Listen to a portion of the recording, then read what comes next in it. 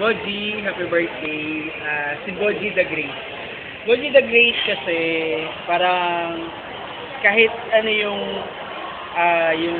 kung ano yung nagiging problema niya sa work or kaya yung kahit sa physical na problema niya, hindi yung nagiging hadlang para ma-inspire yung ibang. Parang naalala ko noon yung first CG namin na na-meet ko din siya, si Marlene. Parang, parang ako, problema doon sa trabaho. Parang gustong-gusto kong mag-resign. Samantalang yung isang katulad ni Bodzi na physically challenged, parang gustong-gustong pumapasok sa school na parang halos hindi umabsent kasi may trabaho. Samantalang ako, nagre-reklamo ako sa trabaho ko. Parang doon ko na-realize yun na parang every week gusto kong pumunta ng CG kasi makikita ko si Bodzi na ma-inspire niya na naman ako na parang every week meron siyang bagong sinasabi, although may mga problema na na-encounter, pero yung sa huli, yung may inspire ka pa rin. Saka nung nag-lead siya ng prayer, doon lalo ako na-inspire.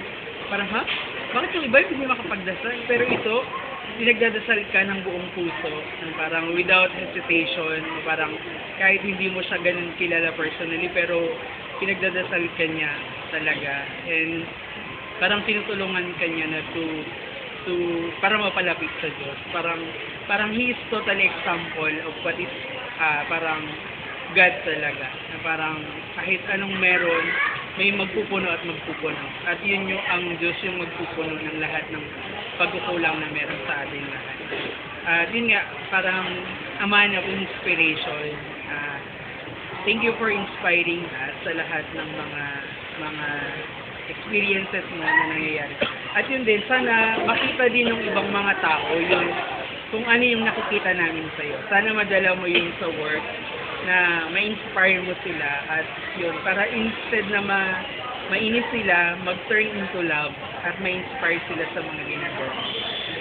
Bodzi, happy birthday. At love ka namin sa mga CGV. Sabi ko nung text sa'yo, lahat ng nagiging problema, huwag mo masyadong bitbibin kasi parang mahihirapan ka lang. Andito naman kami mga CGVs mo na hindi ka tinitingnan kung ano yung kakulangan. Tinitingnan ka namin kung ano yung sobrang meron na ibibigay mo na hindi kayang ibigay mo. Thank you and happy birthday. Yeah. Thank you for inspiring me in this. I love you all.